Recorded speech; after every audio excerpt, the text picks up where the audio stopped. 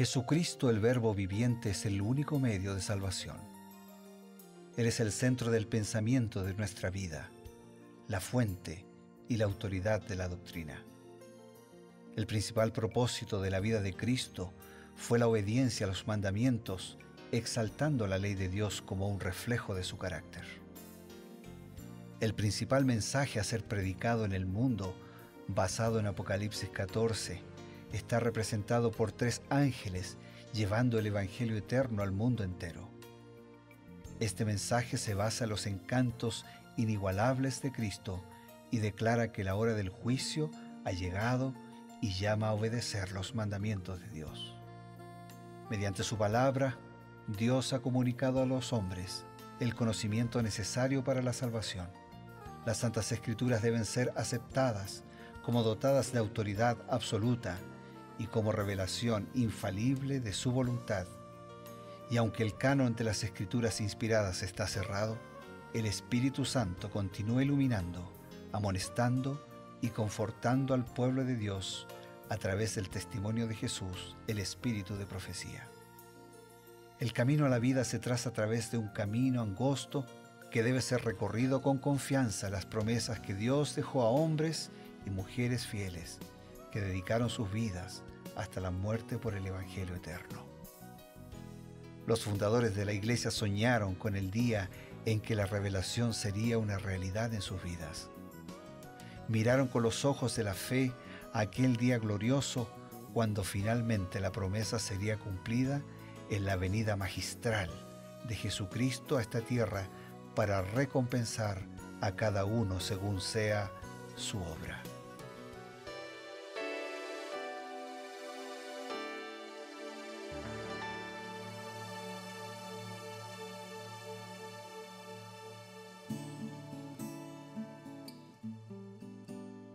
Es con alegría siempre este encuentro que nos motiva, nos inspira. ¿Por qué? Porque estamos estudiando las Sagradas Escrituras y el complemento que viene a través del Espíritu de Profecía. Esto es, creed en sus profetas. Queridos amigos, al saludarlos siempre con mucho cariño en este encuentro diario, lo hacemos con la esperanza de que estos consejos nos ayuden a vivir una vida motivada en el Espíritu. Y lo hacemos juntamente con el pastor Bruno Razo. Gracias, Pastor Eber, y lo hacemos agradecidos a Dios porque a través de estos comentarios inspirados de Elena de Huay nos conducen a la Biblia, nos permiten profundizar el contenido bíblico, nos amplían ese contenido y también nos comprometen, ¿no?, a vivir y aplicar el mensaje de la Biblia a nuestra vida. Así que hoy con gusto, con placer, nos reencontramos con todos nuestros hermanos y nuestros amigos para profundizar sobre Nehemías capítulo 8.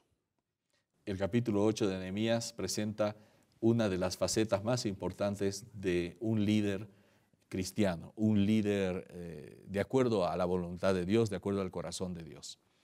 Nehemías había animado en todos los aspectos materiales de la reconstrucción. Les había animado, les había exhortado, los había apoyado económicamente, había traído un permiso especial del rey Artajerjes, había confrontado la oposición de los extranjeros que estaban ahí viviendo, ¿no?, en las cercanías, y entonces terminaron la reconstrucción, como hemos visto en capítulos anteriores, del muro. Y entonces, ¿ahora qué? ¿Qué falta en el programa de un líder espiritual? Creo que este complemento que nos muestra Nehemías es algo que todos los líderes deberíamos hacer, ¿no? Después de una gran obra, hay que recordar los mandamientos, los principios de Dios. Dice que Nehemías hizo la lectura pública de la ley allí en plena plaza de Jerusalén. Ahora, ¿cuál fue la actitud del pueblo cuando Nehemías realizó la lectura del libro de la ley? Muy bien, para el líder, veamos cómo respondió el pueblo. Profetas y Reyes, página 489. Los oídos de todo el pueblo estaban atentos al libro de la ley. Escuchaban con reverencia las palabras del Altísimo. O sea, estaban claros que lo que le estaban leyendo en público no eran las palabras del que leía.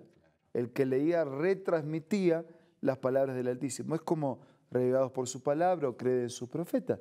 Nosotros lo que hacemos es comentar lo que ya está escrito es decir, lo que proviene de Dios. Correcto.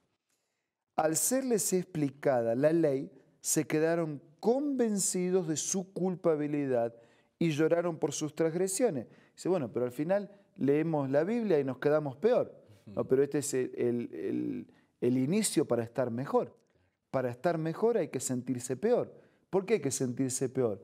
Reconociendo mi pecaminosidad, reconociendo mi enfermedad, para poder entonces después recibir el tratamiento. Claro. Estoy peor para estar mejor. Si el médico me miente o él me dice la verdad, pero yo no la acepto y no hago un tratamiento, de nada me sirve. Entonces está bien que Dios me diga la verdad de lo que necesito y que yo eche mano del recurso que tengo para resolver el problema. Entonces dice, al hacerles explicar la ley, se quedaron convencidos de su culpabilidad y lloraron por sus transgresiones. Pero era un día de fiesta y regocijo, una santa convocación. El Señor había mandado al pueblo que observara ese día con gozo y alegría, y en vista de esto se le pidió que refrenasen su pesar y que se regocijasen por la gran misericordia de Dios hacia ellos. Nehemías dijo, día santo es a Jehová nuestro Dios. No se entristezcáis ni lloréis. Id, comed grosuras, bebed vino dulce, enviad porciones a los que no tienen prevenido, porque día santo es a nuestro Señor, y no se entristezcáis, porque el gozo de Jehová es vuestra fortaleza. Entonces, la ley de Dios es comparada en la Biblia a un espejo. Cuando Dios me pone el espejo delante, se notan mis imperfecciones, se nota mi suciedad, se notan mis errores. Ahora, la ley no está hecha para limpiar, la ley está hecha para mostrar. Pero Dios junto con el espejo me pone una fuente de agua, de su gracia. La ley me muestra y el agua de su gracia me limpia. Y eso es lo que hace Dios con nosotros. Cuando la ley es leída públicamente y de manera privada, primero percibo mi suciedad y después echo mano de lo que limpia. Claro. Primero percibo en el espejo mis defectos, mis errores, mis pecados y después echo mano de lo que cura, de lo que sana, de lo que restaura. Por eso siempre, siempre, siempre es ver que la Biblia, que la ley, que el mandato de Dios sea levantado, esa palabra termina impactando en nuestra vida. Por eso Jesús dice, ¿no?, que cuando Él es exaltado, todos seremos atraídos a Él. Gracias, pastor, por esa excelente aplicación. Ahora le presento otra pregunta. ¿Qué resultados trascendentes se vieron por la práctica de enseñar públicamente la ley de Dios? Dice Elena de White, día tras día, al escuchar las palabras de la ley, el pueblo se había convencido de sus transgresiones y de los pecados que habían cometido la nación en generaciones anteriores. Vieron que por el hecho de que se habían apartado de Dios, Él les había retirado su cuidado protector y los hijos de Abraham habían sido dispersados en tierras extrañas y resolvieron procurar su misericordia y comprometerse a andar en sus mandamientos. Antes de tomar parte en este servicio solemne, celebrado el segundo día después de terminada la fiesta de las cabañas, se separaron de los paganos que había entre ellos. O sea, hay reconocimiento, hay arrepentimiento y hay un cambio de vida. Hay un nuevo rumbo en la vida. Cuando nos encontramos con Dios y cuando nos encontramos con su palabra. Siempre ocurre así en la Biblia. Tal vez el caso así más emblemático, más ilustrativo es el caso de la mujer acusada de pecado que se encontró con Jesús y Jesús la perdonó. Y después le dijo, vete y no peques más. O sea, le dijo, no sigas en esa conducta equivocada. Entonces, el verdadero arrepentimiento nos lleva a un cambio de actitud, a un cambio de planes, a un cambio de vida. Y eso es lo que pasó. Escucharon la ley, se convencieron, se dolieron, quedaron tristes por sus pecados, después se alegraron por el perdón, por la paz, entendieron que tenían que caminar más cerca de Dios, entendieron que tenían que hacer la voluntad de Dios y se comprometieron a un nuevo rumbo en su vida. Eso es lo que en la Biblia se llama, en la teología bíblica se llama conversión. Después del reconocimiento, después del arrepentimiento, viene la conversión. En términos así militares, la conversión es dar una vuelta y marchar en sentido contrario al que veníamos. Exacto. Es la conversión. O sea, el creyente El pecador camina hacia el pecado. Cuando se encuentra con Cristo, con la palabra, con la ley, se duele, se entristece, se arrepiente, se convierte, da un giro y ahora camina mirando hacia Dios. Dice que se apartaron de los paganos. Esto quiere decir que hubo acciones muy claras, muy específicas, porque ellos estaban haciendo transacciones, estaban casándose con gente que no adoraba a Dios y entonces inmediatamente dijeron, muy bien, aquí hay cosas que estamos haciendo mal.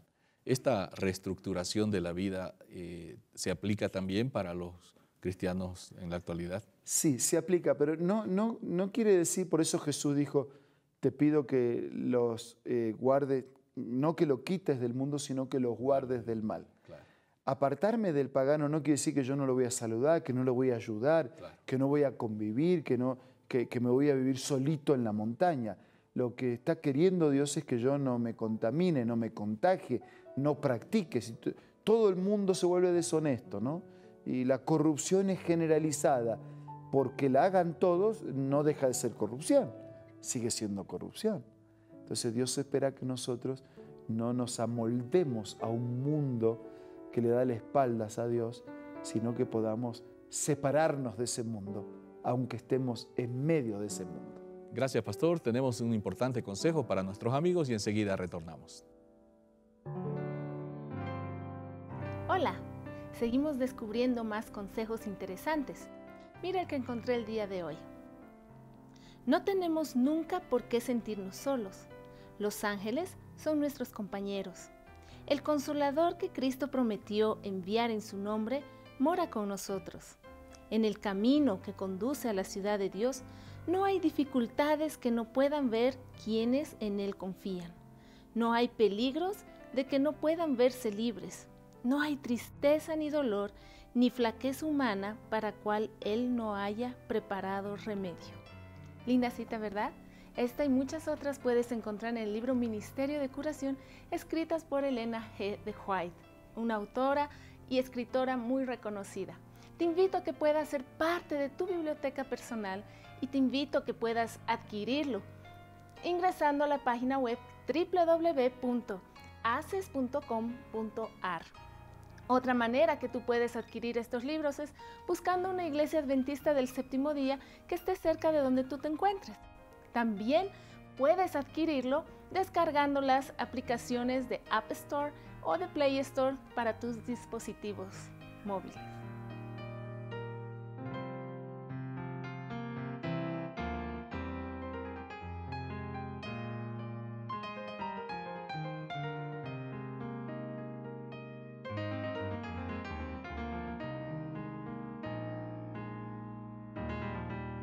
Queremos presentarles una invitación, una sugerencia de vida y también pedir la bendición del cielo. Dicen que el nenúfar es una plantita que produce una flor blanca, pero que crece en un ambiente así, en un charco sucio, mugriento, feo. Y a veces el creyente es llamado así a desarrollar una vida pura, una vida santa, aunque el ambiente no sea el ideal y el que nos favorece, el que nos ayude. Entonces, en lugar de mirar al ambiente para ser igual al ambiente, miremos a Dios para vivir igual a lo que Dios espera que vivamos. Ahora vamos a orar. Señor, gracias porque en lugar de mirarnos a nosotros mismos o en lugar de mirar a quien está a mi lado, podemos mirarte a ti y permitir que viviendo en nuestra vida, vivamos una vida que los demás puedan verte a ti en nuestra vida. Bendícenos a todos y danos el valor de ser diferentes y la humildad de ser dependientes. Lo pedimos, lo agradecemos en el nombre de Jesús. Amén. Amén. Esto ha sido Creed en sus profetas. Nos encontramos el día de mañana para un nuevo programa aquí en su canal, en su señal en la red Nuevo Tiempo.